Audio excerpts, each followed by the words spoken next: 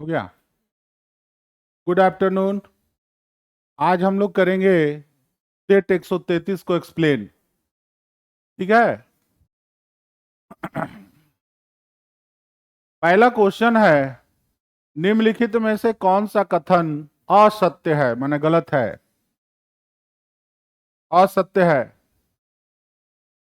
कह रहा है भौमिकीय दृष्टि से प्रायद्वीपीय क्षेत्र भारत का सबसे प्राचीन भाग है। चलिए, सही बात है, प्राचीन भाग है। दूसरा कह रहा है कि हिमालय विश्व में सबसे नवीन बलित पर्वत है। ठीक है। तीसरा कह रहा है भारत के पश्चिमी समुद्र तट का निर्माण नदियों के जमाव प्रक्रिया के द्वारा हुआ है। गलत है। भारत का जो सबसे नया, या कहेंगे कि दक्षिण भारत का ये जो प्रायद्वीपीय पठार है, ये भारत का सबसे प्राचीन भाग है। प्राचीन गोंडवाना लैंड का पार्ट है, ये गोंडवाना का भाग है। तो ये प्रथम कथन सत्य है। दूसरा कह रहा है ये जो हिमालय है, ये हिमालय, ये नवीन वलित पर्वत है। ये भी सही है, नवीन वलित पर्वत कब का बना हुआ है? टर्शियरी युग का, टर्शियरी युग का। ये भी सही है। लेकिन कह रहा है कि भारत का पश्चिमी समुद्र तट का निर्माण नदियों के जमाव से हुआ। ये वाला जो तट है, कह रहा है कि नदियों के जमाव से हुआ। नहीं, इसका नदियों के जमाव से कोई लेना देना नहीं है। इसका निर्माण धंसाव प्रक्रिया से हुआ है। जब भारतीय प्लेट और अरब प्लेट के बीच में हलचल हुई और भारतीय प्लेट जब टकराया यूरेशियाई प्लेट से, तो यहाँ की जमीन धंस गई नीचे, और धंस गई तो बना एक पश्चिमी घाट कगार। तो ये हो जाएगा इसका आंसर। यह कथन क्या है? असत्य है। ठीक है, नेक्स्ट देखते हैं। पश्चिमी घाट के संबंध में निम्नलिखित में से कौन सा कथन या कौन से कथनों पर विचार कीजिए। कह रहा है कि पश्चिमी घाट पर्वत एक भ्रंशोत्तथ पर्वत है, ब्लॉक पर्वत है। चलिए ठीक है, ब्लॉक माउंटेन है, बात सही है। दूसरा कह रहा है इसका पूर्वी ढाल क्रमशः नीचा होता हुआ पठार है। चलिए ये भी ठीक है। तीसरा कह रहा है कि इसका उत्तरी खंड लावा और बेसाल्ट, लावा जो पतला लावा होता है उससे बेसाल्ट चट्टानें बनती हैं, आच्छादित है। और उपरोक्त में से कौन सा कथन सही है? तो देखिए, इसमें पहला तो सही है कि यह जो पश्चिमी घाट है, पश्चिमी घाट एक कगार है जो भ्रंश या भ्रंशोत्तथ पर्वत है। इसके जो अरब सागर, और ये प्लेट था और भारतीय प्लेट था, उसके बीच में हलचल के कारण है इसका निर्माण अरब प्लेट और भारतीय प्लेट के हलचल के कारण हुआ है। इसका पश्चिमी भाग धंस गया तो एक खड़ा हुआ कगार बन गया भ्रंशोत्तथ पर्वत की तरह। इसका पूर्वी ढाल नीचा होता हुआ पठार है, ये भी ठीक है। इसका उत्तरी ढाल, तो इसका इसका आंसर हो जाएगा 1 2 3 तीनों सही है, तो इसका आंसर हो जाएगा डी। नेक्स्ट चलते हैं। निम्नलिखित नदियों पर ध्यान दीजिए। Kishanganga, Ganga, Wainganga, Penganga. अब देखिए यहां पर जो 4 नदियों के नाम दे दिया है, 4 नदियों में अगर आप देखिएगा मैप,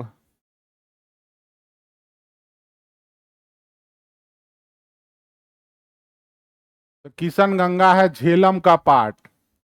ठीक है, तो किशन गंगा है ऊपर में, किशन गंगा। गंगा उसके बाद है उत्तर दक्षिण दिशा में पूछ रहा है ना, तो गंगा पहले आएगा, किशन गंगा, तब आ जाएगा गंगा। फिर यहाँ पर गोदावरी है, पाठ है एक यहाँ पे, वेन गंगा जो गोदावरी में मिलती है, वेन गंगा। और उसी के नीचे है यहाँ पर पेन गंगा। सीधे एक सीरीज में है, 1 2 3 4, तो इसको कहेंगे, इसका आंसर हो जाएगा ए। ठीक है, चलिए नेक्स्ट कह रहा है कि सूची 1 को सूची 2 से सुमेलित करें। तो इसमें झीलों का नाम पूछ रहा है, और झीलों के नाम में आपको कुछ झील के नाम है। इसमें सबसे पॉपुलर जो झील है मणिपुर है, मुलोकटक झील, सेला झील, ये भी अरुणाचल प्रदेश में है, और पड़खल झील ये भी हरियाणा में है, कोलीवेला झील तमिलनाडु में है। तो सब 1 2 3 4 सीरीज में है, तो इसका आंसर हो जाएगा ए, हो जाएगा इसका आंसर। ठीक है, एक सीरीज में लोकटक झील बहुत फेमस है, याद रखिएगा। नीचे 2 कथन है, जिसमें से एक को दूसरे को कारण कहा गया है और दूसरे को रीजन। अब देखिए क्या अभी कथन कह रहा है कि दक्षिणी पश्चिमी मानसून मौसम के दौरान तमिलनाडु तट शुष्क रहता है।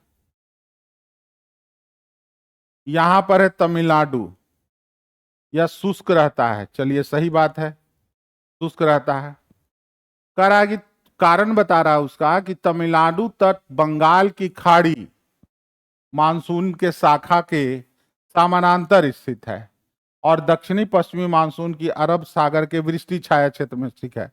देखिए मानसून 2 शाखाओं में विभाजित होती है, एक शाखा कहलाती है अरब सागर शाखा, और एक कहलाती है बंगाल की खाड़ी शाखा। इस शाखा को कहते हैं अरब सागर शाखा, और इस शाखा को कहते हैं बंगाल की खाड़ी शाखा। अब ये ऐसे चला जाता है सीधे, तो इसके समानांतर पड़ गया, तो ये बात भी सही है, एकदम रीजन सही बता रहा है। दूसरा कह रहा है दक्षिणी पश्चिमी मानसून है, और यहाँ जो है हमारे पास पर्वत है जिसको कहते हैं पश्चिमी घाट। अब ये जाता है इधर से, तो पश्चिमी घाट से टकरा जाता है, टकरा के ये सीधे इधर चला जाता है ये शाखा, तो यहाँ पर पड़ जाता है वृष्टि छाया क्षेत्र, तो ये भी वृष्टि छाया क्षेत्र में आ जाता है। तो इसका मतलब है कि सही ये रीजन बता रहा है कि क्यों शुष्क रहता है। यहां हो जाएगा कि सही व्याख्या करता है, ए हो जाएगा इसका आंसर, 5वां का ए हो जाएगा।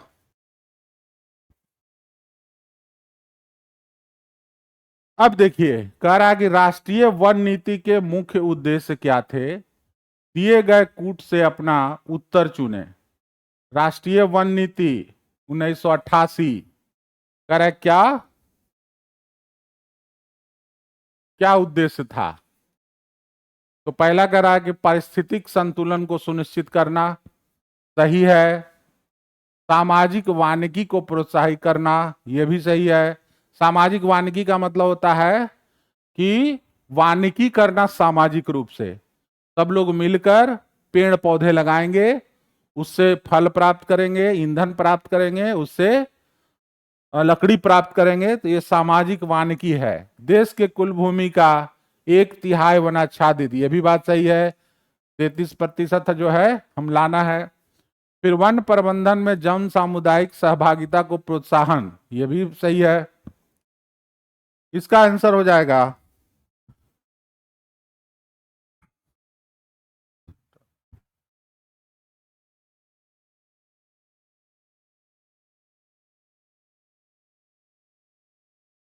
इसका आंसर हो जाएगा उपयुक्त में से एक से अधिक। हालांकि आंसर इसमें 2 और 3 दिया हुआ है, लेकिन इसमें सभी सही हो जाएगा। पारिस्थितिक संतुलन को भी बनाना, सामाजिक वानिकी को भी प्रोत्साहित करना, देश की कुल भूमि को 1/3 एकदम सही है, वन प्रबंधन में जन सामुदायिक सहभागिता ये भी होगा। इसमें इसका आंसर डी हो जाएगा। भू संरक्षण की परिरेखा बंधन विधि, लगता है क्वेश्चन दोबारा आया है, पहले भी आया था। इसको कहते हैं contour binding method. Contour binding method किसको? परिरेखा बंधन विधि। कहां के लिए प्रयोगिता? देखिए क्या होता है, जैसे मान लिया ढलाव भूमि है। अब ढलाव भूमि है तो वर्षा जब इस पर होगी तो तेज बारिश क्या करेगा, ये भूमि की मिट्टी को अपने साथ बहाकर ले जाएगा। अब जब बहा कर ले जाएगा तो मृदा क्या होगी, मृदा का क्षरण हो जाएगा। तो इसके लिए क्या करते हैं, 1 से 1.5 फीट का हम लोग बाउंड्री पर एक बंधन बना देते हैं इस तरह का। अब इस बंधन से क्या होता है कि वर्षा का जो जल होता है वो अचानक से न जाकर धीरे धीरे जाता है, गिरता है। 1 से 1.5 फीट का एक बंधन होता है। इस मेथड को हम लोग कहते हैं कंटूर बाइंडिंग मेथड। तो कहता है कहां के लिए प्रयोग होता है, तो पहले कहता है पवन क्रिया के अधीन मरु उपांत, मरुस्थल में इसका प्रयोग नहीं होता है। दूसरा कह रहा है नदी प्रवाहों के निकट सन्निकट का बाढ़ग्रस्त होने वाला निम्न समतल मैदान। तो निम्न समतल मैदान में ही नहीं होता है, यह हमेशा ढाल भूमि पर होता है, ढाल भूमि पर। और तीसरा कह रहा है अपतृण माने बाढ़ के बढ़कर फैलने की संभावना से युक्त गुल्म भूमि। नहीं, यह भी नहीं होगा इसका आंसर। इसका आंसर हो जाएगा उपयुक्त में से कोई नहीं। ठीक है, इसका आंसर उपयुक्त में से कोई नहीं, यही होता है कंटूर बाइंडिंग मेथड। ये 2 बार लगता है, इससे पहले भी कभी आया था एक क्वेश्चन। नीचे दिए गए वक्तव्य में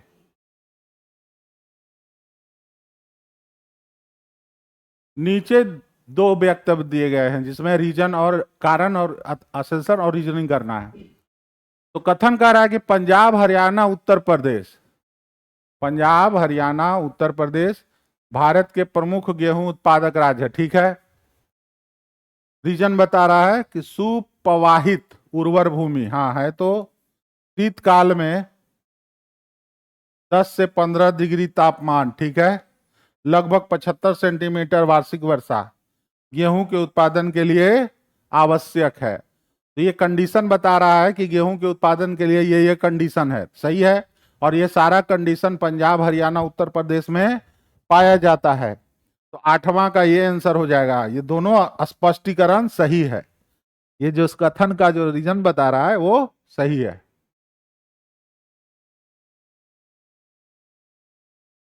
नेक्स्ट क्वेश्चन है कि प्रायद्वीपीय भारत में सिंचाई का, वही क्वेश्चन है, मैंने कथन और कारण बताया। प्रायद्वीपीय भारत में सिंचाई का एक प्रमुख साधन तालाब है। याद रखिएगा, प्रायद्वीपीय भारत में भूमि के नीचे प्रायद्वीपीय पठार है, प्रायद्वीपीय पठार है, और पठार के नीचे भूमिगत जल के स्रोत की संभावना कम होती है। तो भूमिगत जल के स्रोत की संभावना, जल के स्रोत की संभावना कम होती है, कम होती है, क्योंकि अब चट्टान को छेद करके 75 जगह छेद करेगा तो शायद कहीं मिले पानी, तो बड़ा मुश्किल है इसी स्थिति में। तो ये क्या होता है, चट्टानी संरचना है मान लिया कि, तो हम लोग अगर अपने मैदानी क्षेत्र में जल को एकत्रित अगर करेंगे तालाब बना के, तो वो जल क्या होगा, चला जाएगा भूमि के अंदर, भूमिगत जल में मिल जाएगा।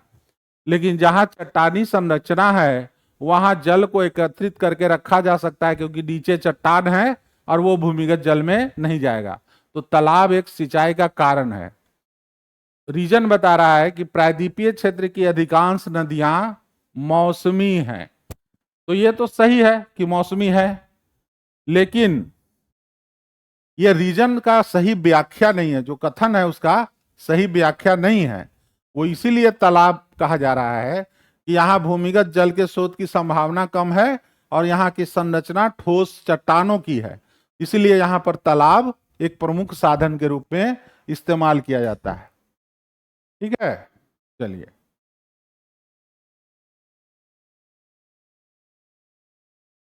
अब कुछ बांध दिए हुए हैं जो मिलान करना है। तो कावेरी नदी पर जो है मैटूर बांध है, ठीक है। कृष्णा नदी पर अलमाटी बांध है, अलमट्टी लिखा है, ये अलमाटी है, अलमाटी बांध, ठीक है। और नर्मदा नदी पर जो है सरदार सरोवर प्रोजेक्ट है, और चंबल नदी पर गांधी सागर बांध है। तो इसका आंसर हो जाएगा ए का 2, ए का 2, बी का 1, सी का 4, सी का 4, इसका आंसर हो जाएगा बी। ठीक है, चलिए अब इसमें देखिए क्या होता है कि दो कोयला क्षेत्र दिए हुए हैं और अवस्थिति दिए हुए हैं। कोयला क्षेत्र है और अवस्थिति है।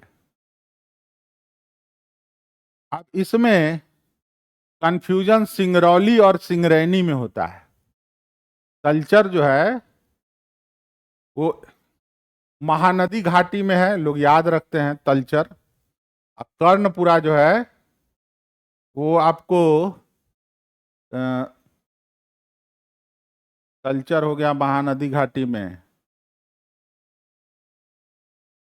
और हाँ कर्णपुरा दामोदर में आ जाएगा, दामोदर बंगाल में। ठीक है, देखिए सिंगरौली और सिंगरैनी में हमेशा रहता है कंफ्यूजन।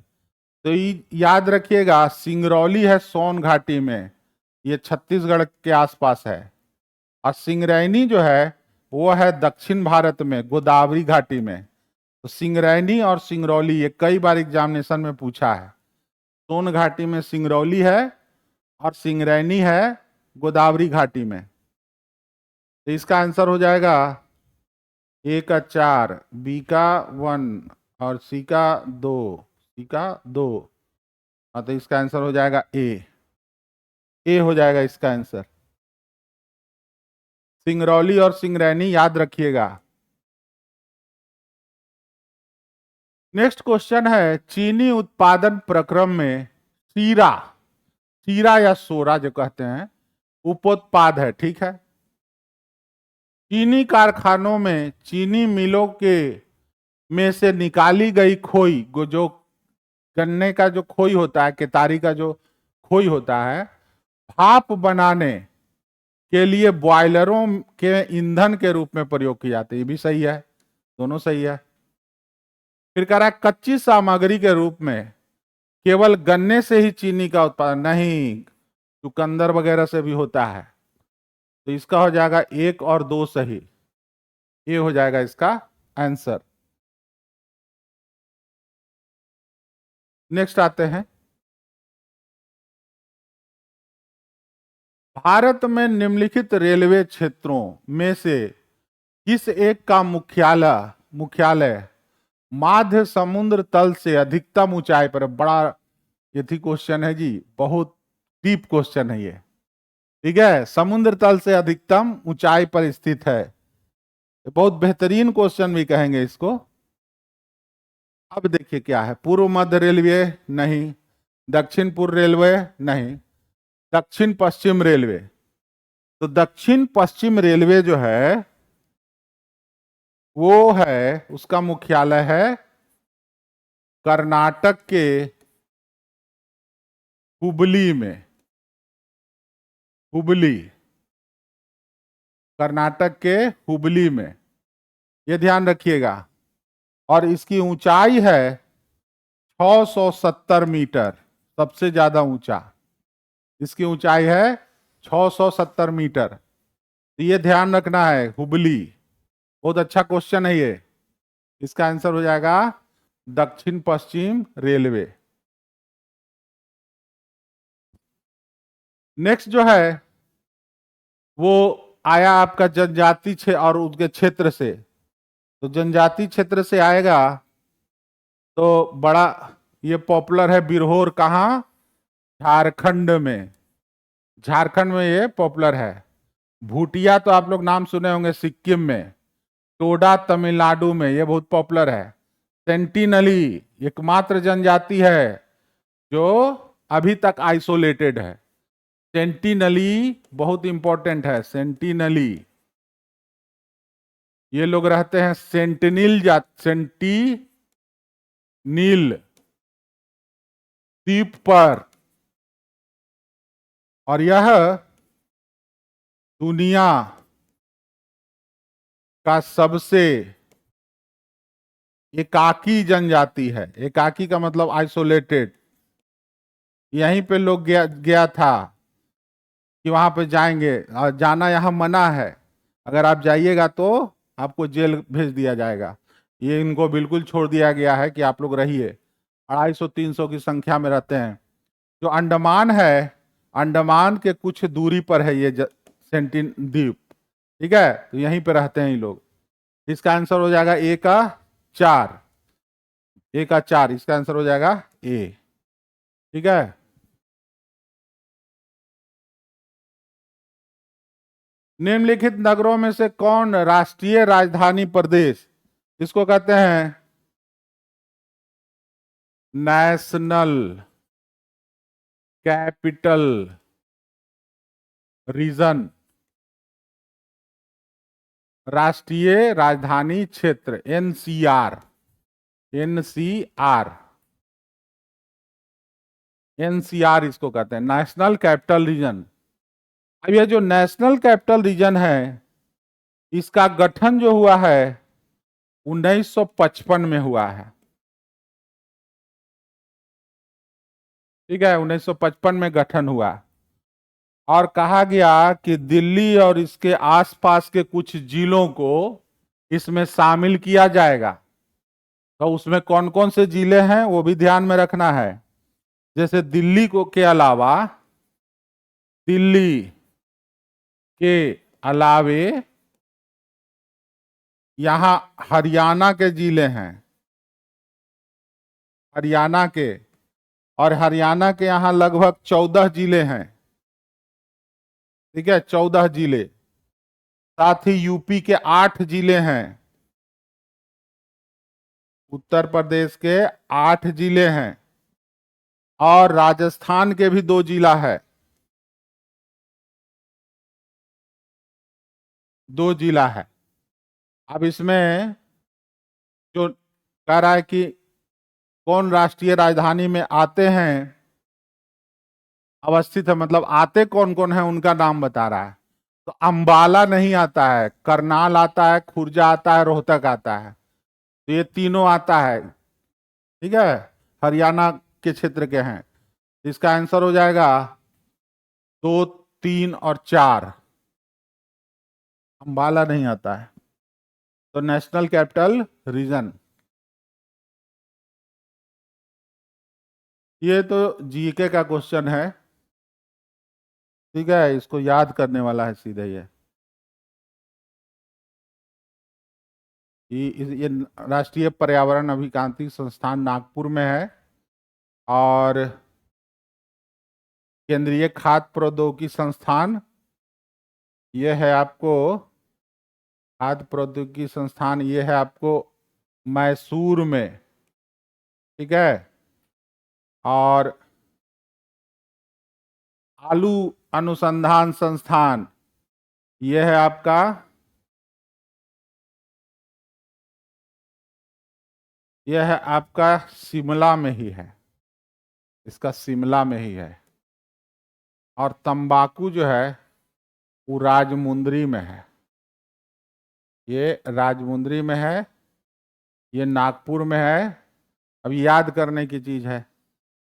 तो पहला हो गया, पहला का 2, बी का 4, बी का 4, सी का 3,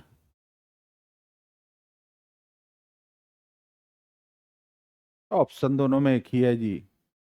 बी और सी दोनों का ऑप्शन एक ही है। 2, 4, 3, 1। तो बी मारा जाए कि सी मारा जाए?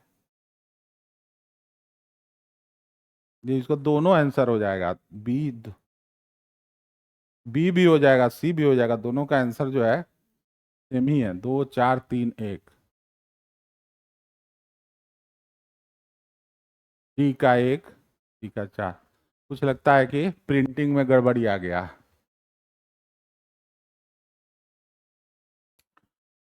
अब देखिए कह रहा है, एक क्वेश्चन है वही कथन और कारण वाला। तो कहता है कि प्राकृतिक वनस्पति जलवायु का सही सूचकांक है। सही बात है, क्योंकि कोपेन जो थे उन्होंने जलवायु वर्गीकरण के लिए 3 मानदंड लिया था।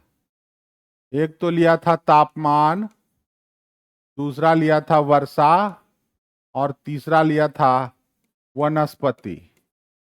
तो वनस्पति जो है जलवायु का सही सूचकांक है, ठीक है। दूसरा कह रहा है जल प्रिय पौधे आर्द्र जलवायु में पाए जाते हैं, ठीक है। जो जल प्रिय पौधे हैं कहाँ पाए जाते हैं? तो जहां वर्षा खूब होती है आर्द्र जलवायु में पाए जाते हैं। तो इसका कथन भी सही है और उसका रीजन भी सही है, तो इसका आंसर हो जाएगा ए। 17 का आंसर ए। अच्छा, अपवेलिंग से सवाल है, देखिए बहुत बढ़िया क्वेश्चन है ये। पारितंत्र उत्पादकता के संदर्भ में समुद्री उत्प्रवास, इसको समुद्री उत्प्रवास का मतलब समझिएगा पहले। मान लिया कि ये समुद्र है, समुद्र का जल है, ऐसे जा रहा है, जल के विभिन्न कण हैं, ठीक है, जल के विभिन्न कण हैं। तो कहीं कहीं पे क्या होता है समुद्री का जल, कि नीचे का जल जो है वो ऊपर आता है, ठीक है, नीचे का जल ऊपर आता है समुद्र में।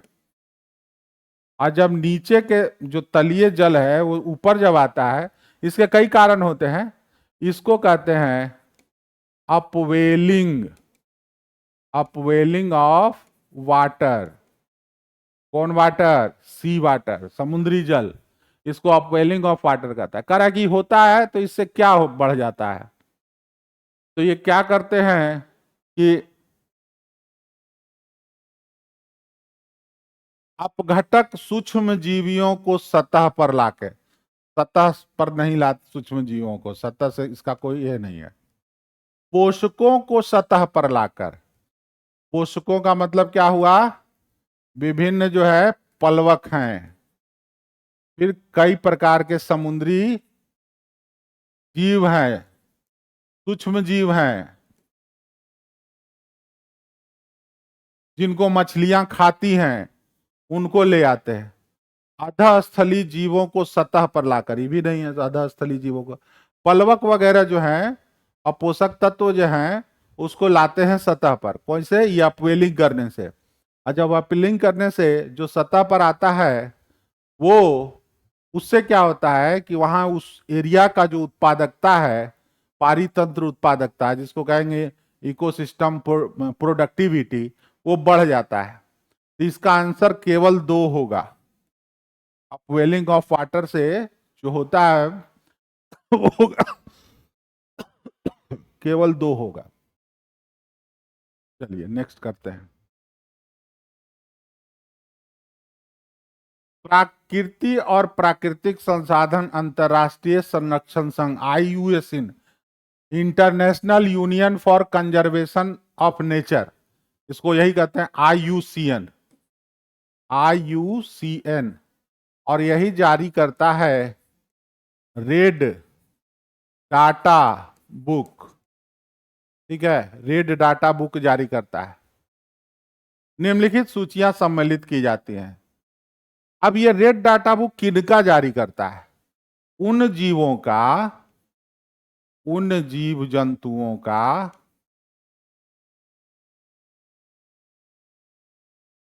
जो संकटग्रस्त हैं।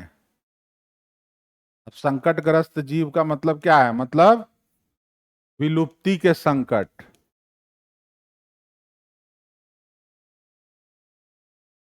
संकटग्रस्त हैं, उनका एक रेड डाटा बुक जारी करता है। सामान्यतः इसमें 6 श्रेणियां होती हैं, 6 श्रेणी।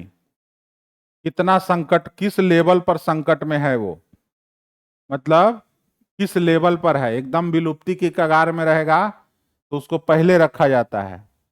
इसको पहला बार जो जारी किया था 1964 में पहली बार जारी किया गया। ठीक है, तो 1964 में कौन जारी किया? International union for conservation of nature, red data book जारी करता है। इसी तरह एक और ये जारी करता है जिसको कहते हैं ग्रीन डाटा बुक।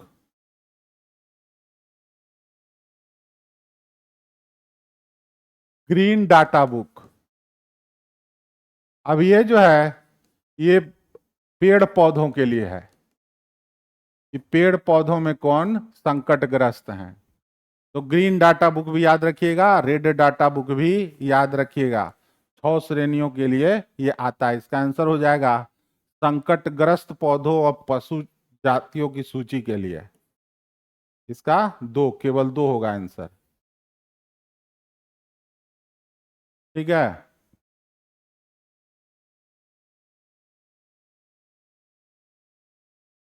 चलिए नेक्स्ट चलते हैं हम लोग।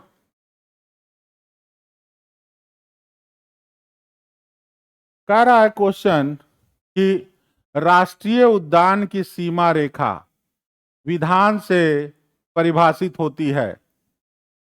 विधान का मतलब कानून से परिभाषित होती है। ठीक है, बात सही है। दूसरा कह रहा है कि आरक्षित जैव क्षेत्र की घोषणा वनस्पति जात और प्राणी जात की कुछ विशिष्ट जातियों के संरक्षण के लिए की जाती है। आरक्षित जैव क्षेत्र, बायोस्फीयर रिजर्व की घोषणा वनस्पति जात और प्राणी जात की कुछ विशिष्ट जातियों के संरक्षण के लिए की जाती है। ठीक है, वन्य प्राणी अभयारण्य में सीमित जीवीय हस्तक्षेप की अनुमति होती है। ये तो तीनों सही है जी। ठीक है, इसमें क्वेश्चन आंसर दिया हुआ है 1 और 3, लेकिन इसका आंसर हो जाएगा ये वाला, उपयुक्त में से एक से अधिक, क्योंकि तीनों सेंटेंस सही है। राष्ट्रीय उद्यान की सीमा रेखा विधान से परिभाषित होती है। आरक्षित जैव क्षेत्र की घोषणा वनस्पति जात और प्राणी जात की कुछ विशिष्ट जातियों के संरक्षण के लिए की जाती है। और वन्य प्राणी अभयारण्य में सीमित जैवीय हस्तक्षेप की अनुमति होती है। इसका आंसर हो जाएगा डी। निम्नलिखित कथनों में से कौन सा कार्बन निषेचन, कार्बन फर्टिलाइजेशन, फर्टिलाइजेशन TION, ठीक है। आप देखिए क्या है, एक बड़ा बढ़िया सवाल है। कई बार सवाल उठता है कि कार्बन के बढ़ने से ग्लोबल वार्मिंग होता है, लेकिन साथ ही साथ कुछ अच्छा भी होता है। जैसे देखिए यहां कह रहा है कि वायुमंडल में कार्बन डाइऑक्साइड की बढ़ी हुई सांद्रता के कारण बढ़ी हुई पादप वृद्धि। दूसरा कह रहा है वायुमंडल में कार्बन डाइऑक्साइड की बढ़ी हुई सांद्रता के कारण पृथ्वी का बढ़ा हुआ तापमान। वायुमंडल में कार्बन डाइऑक्साइड की बढ़ी हुई सांद्रता के परिणाम स्वरूप महासागरों की बढ़ी हुई अम्लीयता। तो ये भी नहीं होगा, ये भी नहीं होगा। यह कह रहा है कार्बन निषेचन से होता क्या है कि जब वायुमंडल में कार्बन डाइऑक्साइड की वृद्धि हो जाती है तो हर पौधा जो है, प्रत्येक पौधा या प्रत्येक वृक्ष या प्रत्येक वनस्पति, प्रत्येक पादप जो है वो एक क्रिया करता है। उस क्रिया को कहते हैं हम लोग प्रकाश संश्लेषण, प्रकाश संश्लेषण, फोटोसिंथेसिस। अब ये फोटोसिंथेसिस की प्रक्रिया CO2 प्लस H2O की उपस्थिति में होती है, जिससे वह ऊर्जा का निर्माण करता है। यह प्रकाश संश्लेषण है। तो जैसे ही कार्बन डाइऑक्साइड की मात्रा बढ़ती है तो सारे पादप या पौधों में वृद्धि और उत्पादन अधिक होता है। CO2 के बढ़ने से पौधों की वृद्धि और उत्पादकता बढ़ जाती है। क्यों बढ़ जाती है? क्योंकि वह करता है कौन सी प्रक्रिया? प्रकाश संश्लेषण। बढ़ जाती है। इसे ही कार्बन निषेचन कहते हैं। कार्बन निषेचन कहते हैं। ठीक है, ये अच्छा सवाल है। इसका आंसर हो जाएगा ए, कार्बन फर्टिलाइजेशन।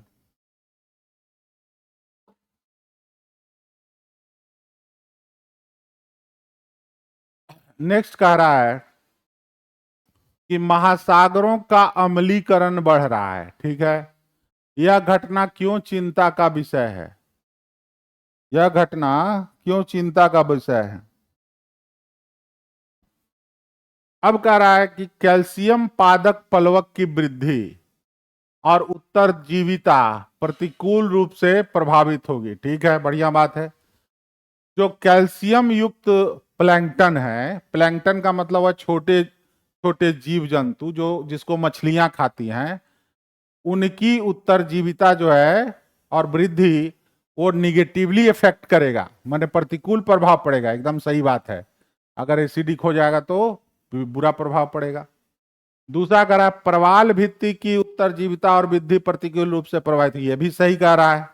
जो कोरल रीफ होता है वो अगर एसिडिक हो जाएगा महासागर तो कोरल रीफ ग्रोथ बंद हो जाएगा, मर जाएगा सब। फिर कह रहा है कि कुछ प्राणी जिसके डिंभक, डिंभक का मतलब होता है छोटा बच्चा टाइप का। अब ऐसा हिंदी खतरनाक हिंदी है ये।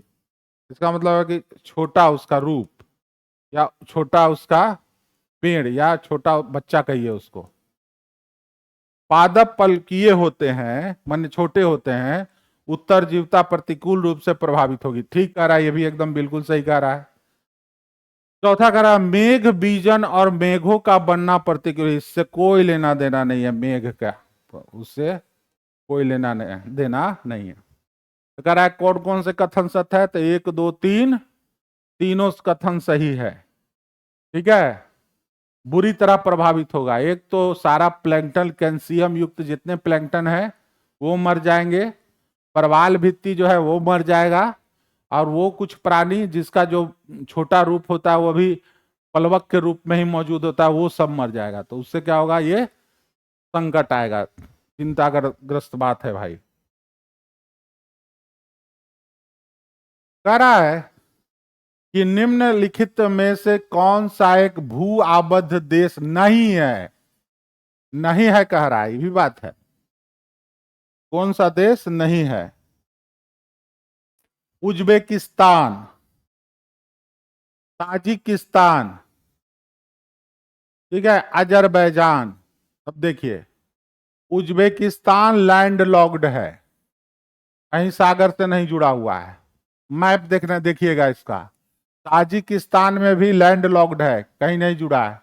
लेकिन अजरबैजान लैंड लॉक्ड नहीं है।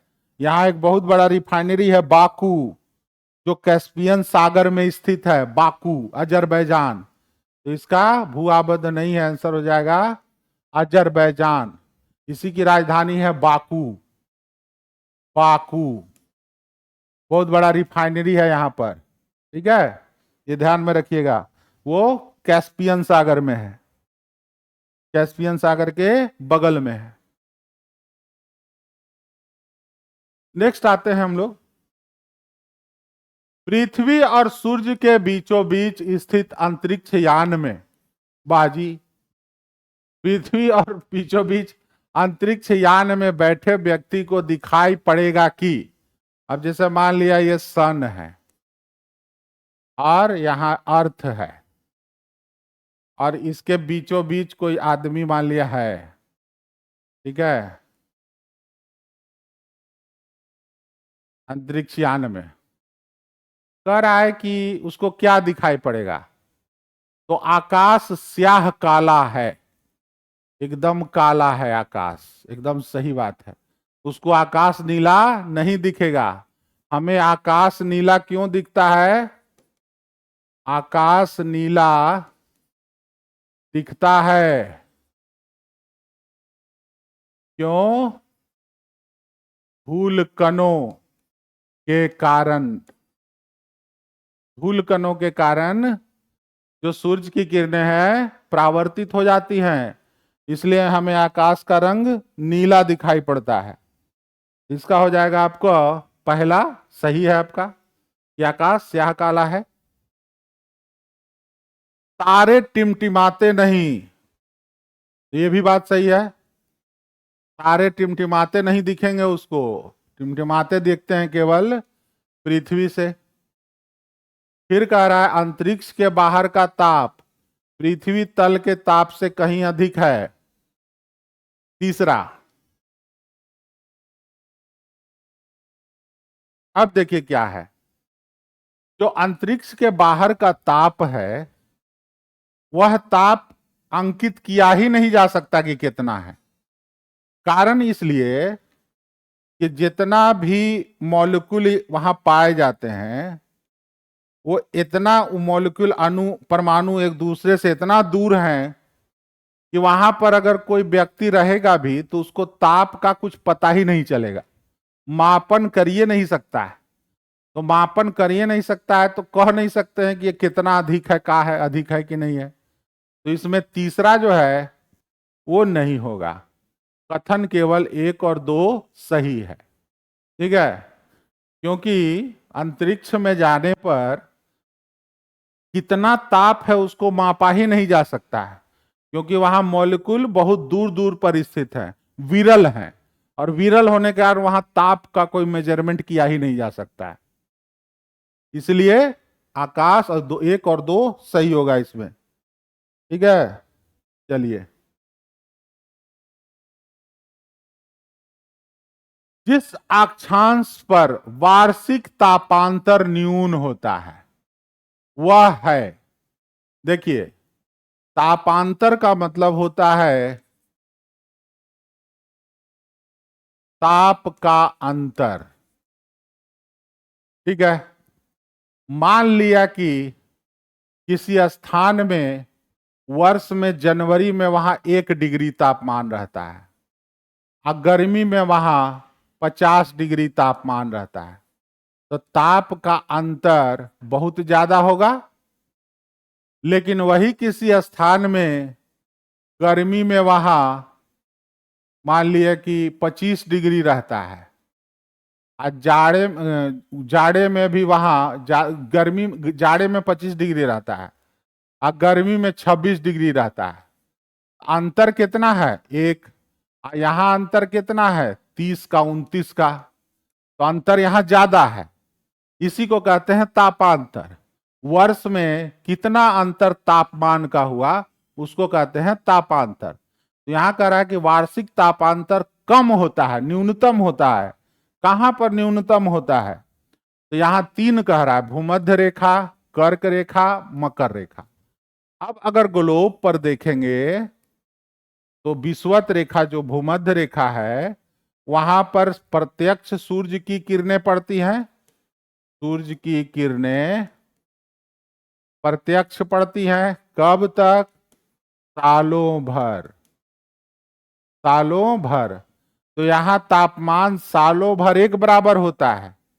लेकिन कर्क रेखा पर, कर्क रेखा पर और मकर रेखा पर सूर्य की किरणें कभी कर्क रेखा पर पड़ती है कभी मकर रेखा पर पड़ती है प्रत्यक्ष। तो यहां तापांतर अधिक होता है, तो इसलिए इसका आंसर हो जाएगा भूमध्य रेखा। न्यूनतम तापांतर होता है, गर्मीय रहता है सालों भर। विश्व प्रसिद्ध ग्रांड कैनियन स्थित संबंधित है। ठीक है, जब विश्व की नदियां देखेंगे तो एक नदी है जिसका नाम है अमेरिका में यूएसए में कोलोराडो नदी, यूएसए में। और इसका बहुत बड़ा कैनियन है जिसको कहते हैं हम लोग ग्रांड कैनियन। ठीक है, कैनियन क्या होता है? जब भी आकार की घाटी नदी इससे गुजरती है और वह नदी जब किसी सूखे एरिया से गुजरती है, जैसे कोलोरेडो जहां है नदी, वह एरिया अमेरिका के पश्चिमी भागों में है, यूएसए के पश्चिमी भाग में, पश्चिम में। अब यहाँ पे वर्षा कम होती है, तो कम होने के कारण ये नदी जो है घाटी के तल को ज्यादा घर्षण करती है, किनारे को कम करती है। तो ये नदी जो है वो इस प्रकार की घाटी बना लेती है। इस घाटी को हम लोग कहते हैं आई आकार की घाटी, और इसी का दूसरा नाम है कैनियन। और ये जो ग्रैंड कैनियन है ये कोलोरेडो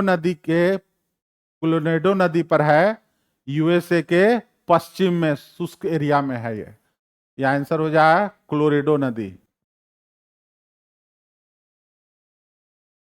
चलिए, अब यहां पर एक तरफ जलधारा दिए हुए है और दूसरी तरफ महासागर दिए हुए हैं। महासागर का कुछ गुण दिए हुए हैं। पहला दिया क्वेश्चन कि गल्फ स्ट्रीम, तो गल्फ स्ट्रीम जो है वो अटलांटिक महासागर में गर्म जलधारा है एक, तो इसका आंसर हो जाएगा गर्म जलधारा, गल्फ स्ट्रीम।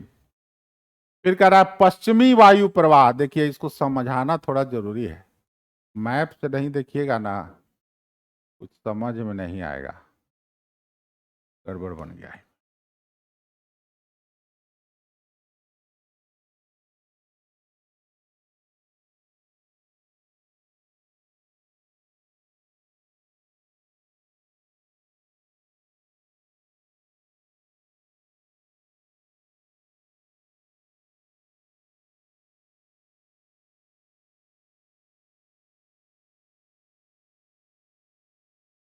देखिए, अटलांटिक महासागर है, गल्फ स्ट्रीम जो धारा है वो धारा इसको कहते हैं, ये वाला जो धारा है यहाँ पे ग्रीनलैंड है, ये जो धारा है गर्म जलधारा इसी को कहते हैं गल्फ स्ट्रीम। ठीक है, ये गल्फ स्ट्रीम है। फिर दूसरा जो कह रहा है पश्चिमी वायु प्रवाह, ये जो पश्चिमी वायु प्रवाह है, एक यहां से जो जलधाराएं बहती हैं जो पछुआ पवनों के प्रभाव में आती हैं, इसको कहते हैं पश्चिमी वायु प्रवाह। ठीक है, अब 40 डिग्री पर इसको कहते हैं, 40 डिग्री पर गरजते चालीसा, गरजते चालीसा किसको? वायु को, वायु को। 50 डिग्री पर कहते हैं प्रचंड पचासा, और 60 डिग्री पर कहते हैं चीखती साठा। अलग अलग नाम है इसका, 40 डिग्री पे, 50 डिग्री पे और 60 डिग्री पे। अब ये जो वायु है वो महासागरीय जल को तेजी से ठेलती है, तो ठेलती है तो यहां का जो महासागरीय जल है वो पूरब की ओर तेजी से चलता है।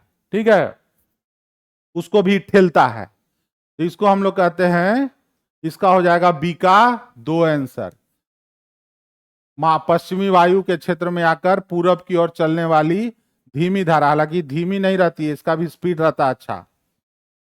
तीसरा है पेरू या हम्बोल्ट धारा। देखिए ये कहां पर है, ये हिंद महासागर में है, पेरू या हम्बोल्ट धारा।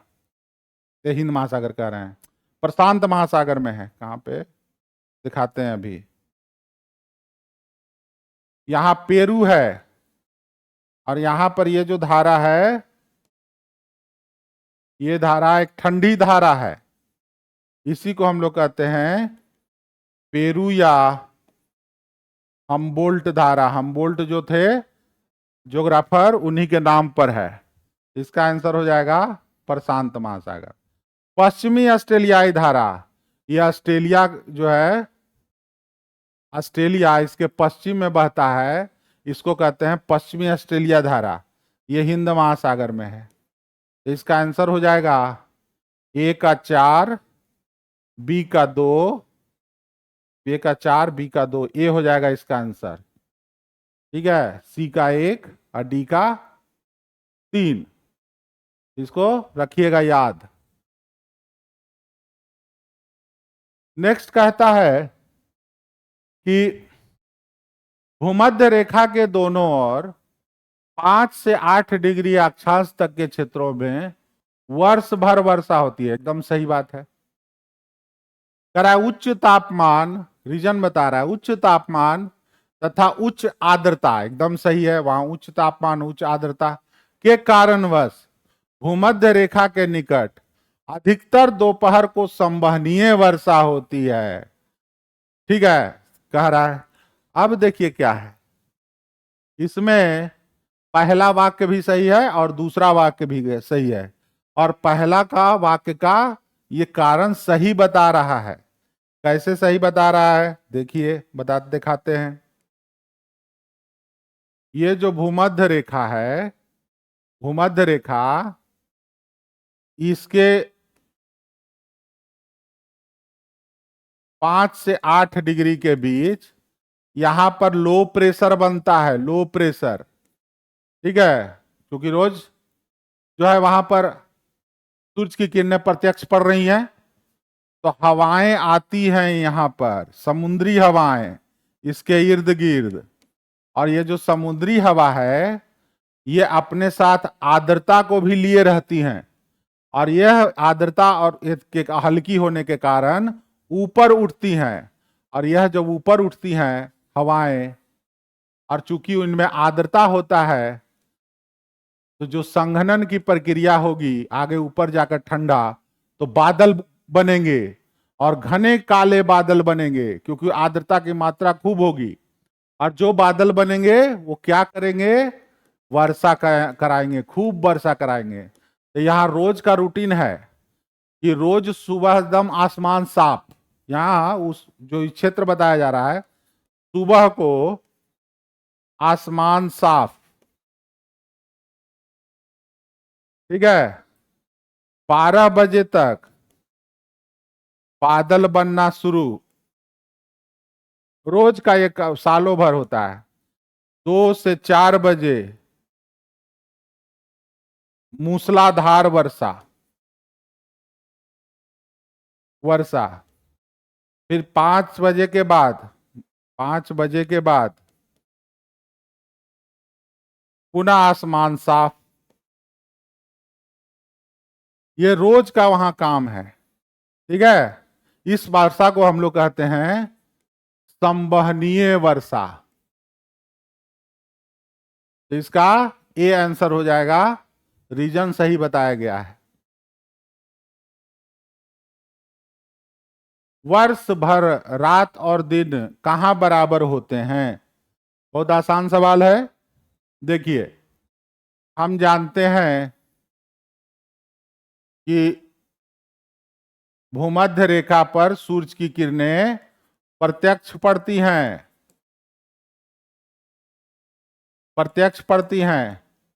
तो जहां सूरज की किरणें प्रत्यक्ष पड़ेंगी, वहां वर्ष भर दिन और रात क्या होगा, बराबर होगा। तो इसका आंसर हो जाएगा भूमध्य रेखा पर। नेक्स्ट है, किस महाद्वीप में सरीसृप नहीं पाए जाते? अब देखिए, सरीसृप वही मिलेगा ना जहां थोड़ा उष्ण जलवायु मिलेगी। उष्ण के मतलब कि थोड़ा सा उसको टेम्परेचर मिलेगा रहने लायक। तो ऑस्ट्रेलिया में तो मिलेगा ही, यूरोप में भी मिलेगा ही, अंटार्कटिका में तो बर्फे जमल है, तो वहां सरीसृप कहां से मिलेगा? तो इसका आंसर हो जाएगा अंटार्कटिका।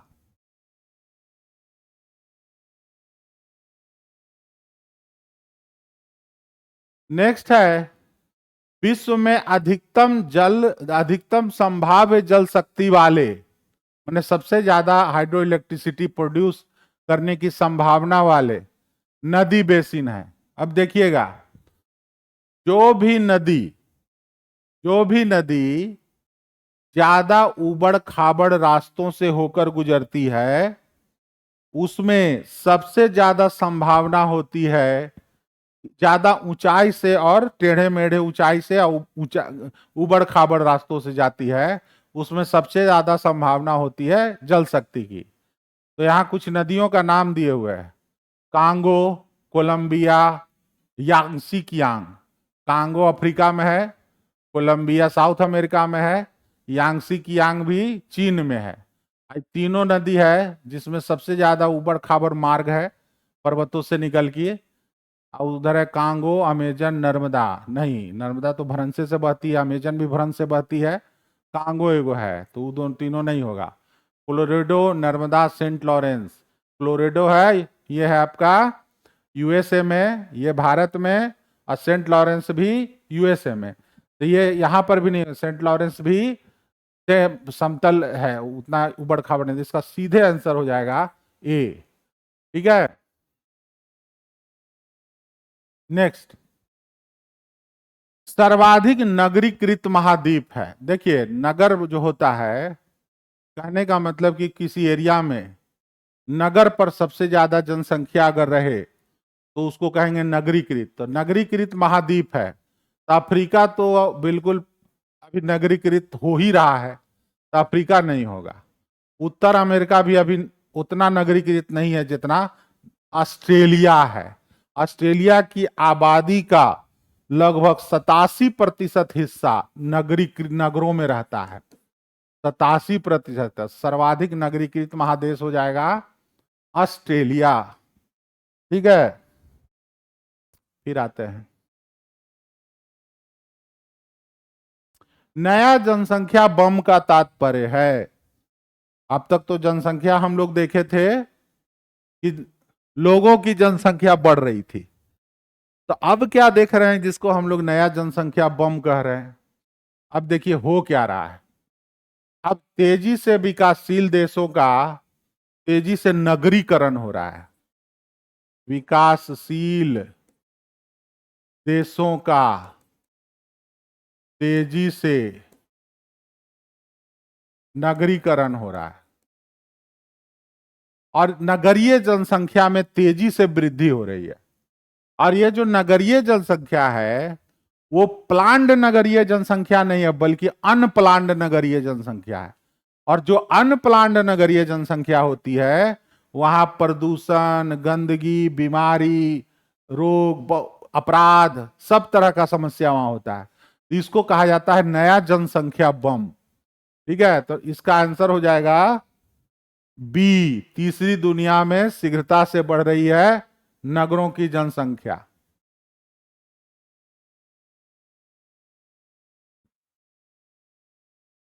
नेक्स्ट कह रहा है कि धारवाड़ क्रम में निम्नलिखित में से कौन सी चट्टानें, निम्नलिखित में से क्या पाया जाता है?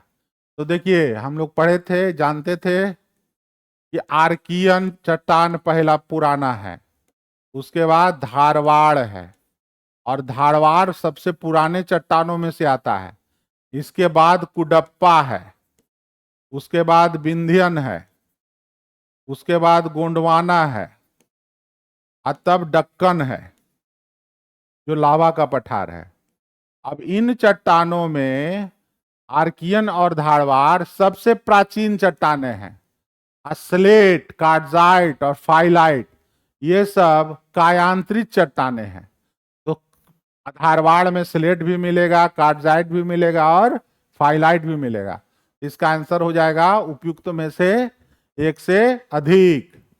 ठीक है, जहां भी धारवाड़ मिले उसमें कायांतरित चट्टानें मिलेंगे ही मिलेंगी।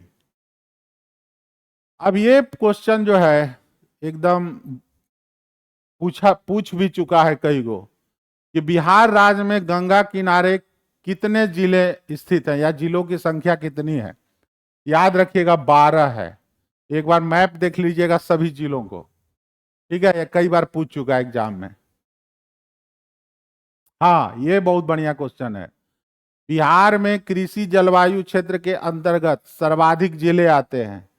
देखिए ध्यान रखिएगा, बिहार में जो है 3 कृषि जलवायु क्षेत्र हैं। 3 कृषि जलवायु क्षेत्र हैं। यहां पर बांट दिया गया है ऐसे, ठीक है।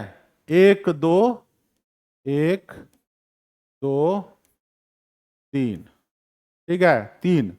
इसको कहते हैं उत्तर पश्चिमी जलवायु प्रदेश, और इसको कहते हैं उत्तर पूर्वी जलवायु प्रदेश, और इसको कहते हैं दक्षिणी जलवायु प्रदेश। ठीक है, दक्षिणी वाले को 2 भाग में बांट देते हैं, ए और बी। तो जो पहला है जिसमें जो जोन 1 है, इसमें 13 जिले हैं। कितने जिले हैं याद रखिएगा, इसमें 13 जिले हैं। जोन 1 में, जोन 1 में 13 जिले हैं, और जोन 2 में 8 जिले हैं। इसमें 8 जिले हैं, 8 जिले हैं। और जोन 3 को भी ए और बी में बांटा गया है। तो यहां पर दक्षिणी जलवायु क्षेत्र लिखा है, और दक्षिणी में ए बी की चर्चा नहीं की है। तो यहां ए में 6 है और बी में 11 है। ए में 6 है और बी में 11 है। 6 है, 6 है और 11 है। ये कौन सा, थर्ड का ए और थर्ड का बी, और यहां कुल मिला के हो जाएगा 17। तो चूंकि यहां पूछ रहा है कि किसमें सर्वाधिक जिले हैं, तो दक्षिणी जलवायु क्षेत्र जब दिए हुए हैं तो हम इसको दे देंगे दक्षिणी जलवायु क्षेत्र इसका आंसर। हालांकि जो आंसर दिया हुआ है वो बी दिया हुआ है, लेकिन वो गलत होगा। इसका आंसर हो जाएगा सी। ठीक है, सर्वाधिक आते हैं। चलिए नेक्स्ट चलते हैं। बिहार में त्रिवेणी नहर कहां से निकाली गई है? देखिए त्रिवेणी 3 जगह है, पश्चिमी चंपारण में, उत्तर प्रदेश में, नेपाल में। तो जो उत्तर प्रदेश का स्थान है त्रिवेणी, वहीं पर ही त्रिवेणी नहर निकाला गया है। ठीक है, तो इसका आंसर हो जाएगा उत्तर प्रदेश। एक्चुअली में वो है ही त्रिवेणी वहां पर उत्तर प्रदेश में। तो 37 का हो जाएगा बी। बिहार का सबसे कम बहुफसलीय क्षेत्र वाला जिला है। बहुफसलीय का मतलब कि जहां बहुत सारी फसलें उगाई जाती हैं, तो वहीं से बहुत ज्यादा फसलें उगाई जाएंगी जहां वर्षा और मिट्टी खूब बढ़िया होगा। तो वर्षा पर्याप्त मात्रा में हो और मिट्टी खूब मात्रा में हो, तो वहां पर हमको बहुफसली होगी। तो इसमें जो है लखीसराय है, जमुई है, बक्सर है, 3 जगह दिए हुए हैं। इसका आंसर बक्सर होगा। वहां पर ज्यादातर चावल ही लोग उपजाते हैं। अब कुछ दिया हुआ है पक्षी अभयारण्य का नाम। अब पक्षी अभयारण्य में कांवर झील, सब लोगों को पता है कांवर झील कहाँ है। यह है आपका बेगूसराय। ठीक है, उसके बाद कुशेश्वर पक्षी विहार, यह है आपका दरभंगा में, कुशेश्वर। उसके बाद है गोगा बिल पक्षी विहार, यह है कटिहार में। और नकटी जो है ये जमुई में है, बड़ा फेमस है नकटी वाला। हाल फिलहाल इसको जो है, तो इन तीनों को जो है चारों, तो ए का हो जाएगा 4, बी का होगा 2 और सी का होगा 1। ये हो जाएगा आंसर इसका सी। याद करने का चीज है, इसको एकदम याद कर लीजिएगा। हाँ, अब बिहार के उद्योगों की बात कर रहा है। अब देखिए क्या है, कागज डालमिया नगर तो फेमस है ही। ठीक है, सिगरेट मुंगेर में, दीवालपुर में है ही, ये भी ठीक है। प्लाईवुड हाजीपुर में है ही, और जूट पूर्णिया में है ही। तो सीधा 1 2 3 4 इसका आंसर होगा। 1 2 3 4। ठीक है। प्लाईवुड में प्लाईवुड का कारखाना हाजीपुर में विशाल कारखाना है, क्या तो नाम है उसका प्लाईवुड कंपनी का, तो उसका विशाल कारखाना है, तो ये भी याद रखना है। तो ये हो गया आपका सेट 133 का एक्सप्लेनेशन। अब हम लोग कमेंट देखिए सर। सर राइटिंग साफ साफ लिखिए। अच्छा, राइटिंग साफ नहीं था क्या? अच्छा लाइव है सचिन, कमेंट क्यों नहीं दे? अच्छा नहीं देखे थे, ध्यान नहीं दिए थे, अभी नजर पड़ा कमेंट पे। राइटिंग समझ नहीं आता है सर, साफ साफ। अच्छा अच्छा, तो इसका मतलब है कि नोट 5 में नोट 3 ही बढ़िया था, नोट 3 में ज्यादा क्लियर दिख रहा था, नोट 5 में और ज्यादा जो है। किसमें राइटिंग समझ में नहीं आया जरा बताइएगा तो, उसको सही से लिख देंगे।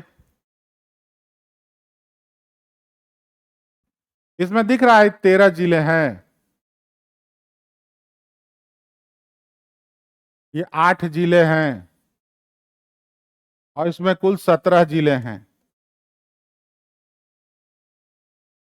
ठीक है, कल से करेंगे ना तो नोट 3 में करेंगे। ये लिखा हुआ Archaean, Archaean,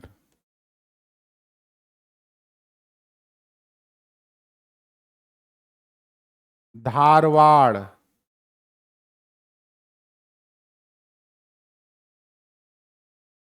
Archaean, Dharwar, Cuddapah, Vindhyan, Gondwana, Deccan. एक क्रम है चट्टानों का, ध्यान नहीं रहा आप लोग का, कमेंट नहीं देखे। चलिए कोई बात नहीं, अगली बार से ध्यान रखेंगे इसका। विकासशील देशों का तेजी से नगरीकरण।